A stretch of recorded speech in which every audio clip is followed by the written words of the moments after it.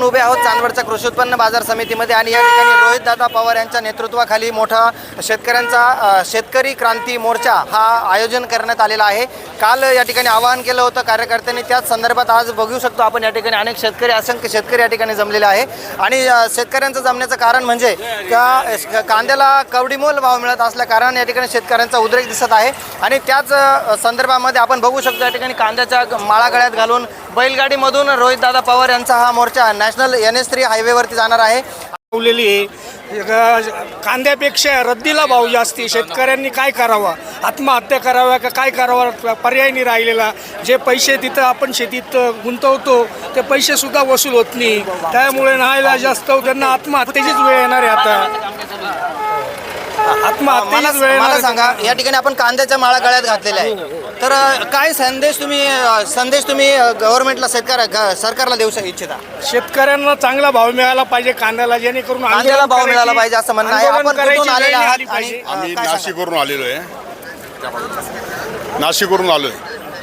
जी सरकारने चेष्टा लावली ती थांबवावी।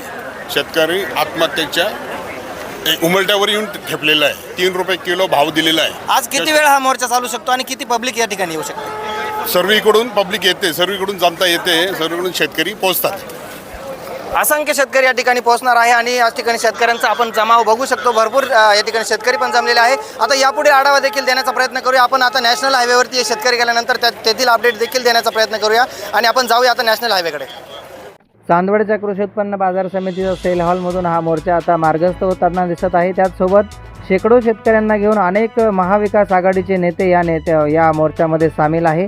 त्यामध्ये मोर्चाचे आयोजक डॉक्टर सयाजीराव गायकवाड, नितीनदादा आहेर, त्याच्यानंतर शशिकांत शिंदे साहेब, खासदार श्री भास्कर भगरे साहेब, त्याच्यानंतर राजाभाऊ वाजे, शोभाताई बच्छाव, आमदार कॉम्रेड JP गावित, रवींद्रजी मिर्लेकर, आमदार श्री रोहितदादा पवार यांच्या नेतृत्वाखाली हा मोर्चा जात आहे। त्याचसोबत सर्व महाविकास आघाडीचे कार्यकर्ते व शेतकरी बांधव मोठ्या संख्येने या मोर्चामध्ये सामील आहेत। आता आपण बघू शकतो या ठिकाणी अनेक शेतकरी आक्रोश करताना दिसत आहे।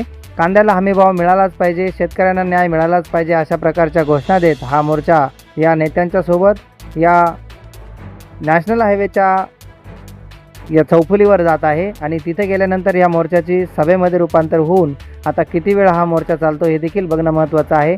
आणि आता हा मोर्चा नॅशनल हायवेवरती पोहोचत आल्यानंतर अनेक शेतकऱ्यांनी या ठिकाणी हातात झेंडे घेतलेले आहेत। कांद्याला हमीभाव द्या, 3000 रुपये हमीभाव मिळालाच पाहिजे, कांद्याला अनुदान मिळालेच पाहिजे, त्यानंतर शेतकऱ्यांना न्याय मिळालाच पाहिजे अशा प्रकारच्या हे फलक घेऊन कांद्याच्या माळा गळ्यात घालून हे सर्व शेतकरी व शेतकरी नेते या ठिकाणी या नॅशनल NH3 हायवेच्या दिशेने जाताना आपल्याला दिसत आहे। शेतकऱ्यांचा जीवाभावाचा प्रश्न हा ऐरणीवर आला असून शेतकरी मात्र मेटाकुटीला आलेला आहे आणि शेतकऱ्यांचा न्याय मिळवण्यासाठी आसमानी व सुलतानी संकटाने पिचलेला शेतकरी हा या सरकारच्या चुकीच्या धोरणाने शेतकरी मात्र भरडल्या जात असल्याचं या ठिकाणी निदर्शनही शेतकरी करत आहेत।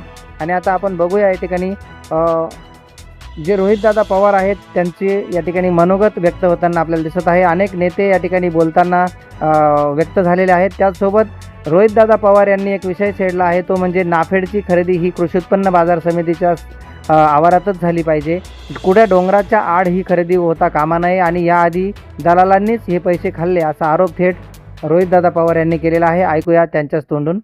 प्रबंधभूमी महाराष्ट्र न्यूजवर।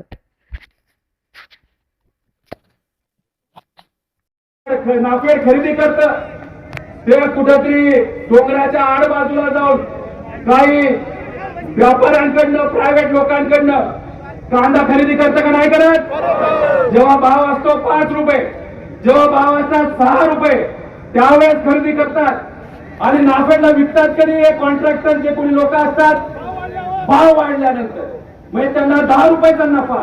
आता सुद्धा नाफेडचे जे काय बगलबच्चे आहेत ना त्यांनी आता 5 ते 4 ते 5 रुपयाला कांदा घेऊन ठेवलाय आणि तो कांदा आता ते कितीला नाफेडला विकणार? 15 रुपये 80 पैशाला। पण शेतकऱ्याला त्यातून काय मिळणार का?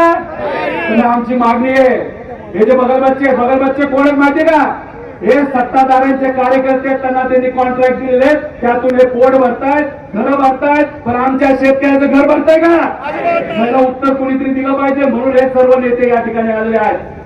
आणि आमची मागणी आहे, नाफेडनी काय कुठेतरी आड बाजूला खरेदी करण्यापेक्षा कुठं खरेदी करायचं? मार्केट कमिटीमध्ये खरेदी केल्यानंतर काय होतं? स्पर्धा निर्माण होते, आणि स्पर्धा निर्माण झाल्यामुळे आमच्या शेतकऱ्याला भाव मिळतो, आणि तीच आमच्या सगळ्यांची अपेक्षा आहे. आणि नाफेड म्हणते 2 लाख टन घेणार. 2 लाख टनात काय होणार का?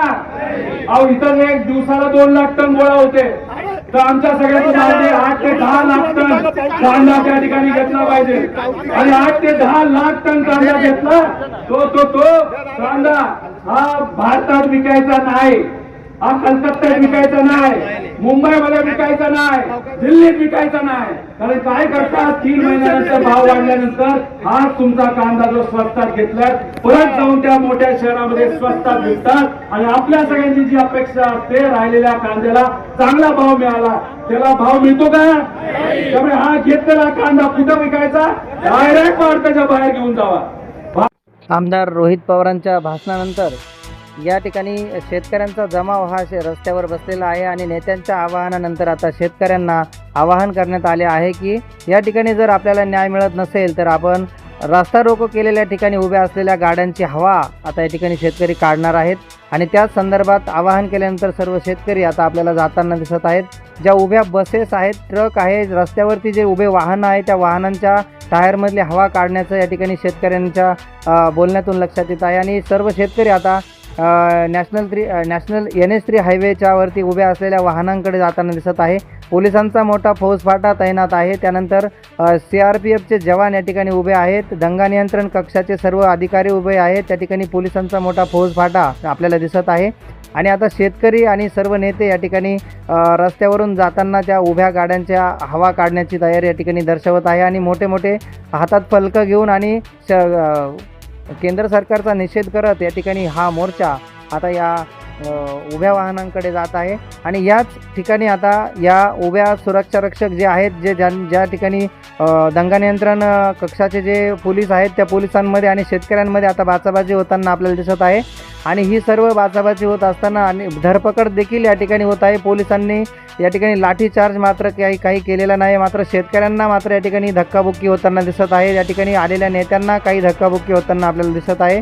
आणि हा सर्व हा उद्रेक, हा शेतकऱ्यांचा उद्रेक हा प्रशासनाच्या मात्र तब्बल 2-2.5 तासापासून हा आंदोलन चालू असताना या प्रशासनावर मात्र मोठा तणाव आल्याचे या ठिकाणी दिसत आहे. आणि पोलिसांच्या आणि शेतकऱ्यांच्यामध्ये धक्काबुक्की देखील होत असताना आता पोलीस व्हॅनकडे हे सर्व शेतकऱ्यांना ढकलत हे CRPFचे जवान हे घेऊन जात आहे. आणि अनेक प्रमुख नेत्यांना आता या दंगा नियंत्रण पथकाने आपल्या पोलीस व्हॅनमध्ये टाकून आता चालवलेलं आहे. आपण बघू शकतो पोलीस स्टेशनच्या आवारामध्ये या सर्व आंदोलनकर्त्यांना घेऊन जाताना दिसत आहे. आणि पोलिसांच्या व्हॅनमध्ये बसून हे आंदोलनकर्ते जे प्रमुख आहे त्यांना घेऊन आता चांदवड पोलीस किंवा त्यातील स्थानिक जे सर्व पोलीस आलेले आहेत, जे अधिकारी आलेले आहेत, त्यांनी या आंदोलनकर्त्यांना आता मात्र गाडीत बसून आणि पोलीस स्टेशनला घेऊन गेलेले आहे. आणि हा शेतकऱ्यांचा हा मोर्चा आणि इथं हा मोर्चा थांबलेला आहे. तब्बल 2 ते 2.5 तास हा मोर्चा चालल्यानंतर आणि ही वाहतूक मात्र आता पोलिसांनी सुरळीत करण्याचं काम सुरू केलेलं आहे. आणि आपण बघू शकतो या ठिकाणी सुरळीत वाहतूक होऊन तब्बल 2.5 तासानंतर उभे असलेले हे वाहनं आता मार्गस्थ होताना दिसत असून हा शेतकऱ्यांचा मोर्चा या ठिकाणी थांबलेला आहे. प्रबंधभूमी महाराष्ट्र न्यूजसाठी विभागीय संपादक राम बोरसे, चांदवड. ताज्या व महत्त्वाच्या बातम्या बघण्यासाठी प्ले स्टोअरवर जा, प्रबंधभूमी ॲप डाउनलोड करा व या धावपळीच्या जीवनात अपडेट रहा.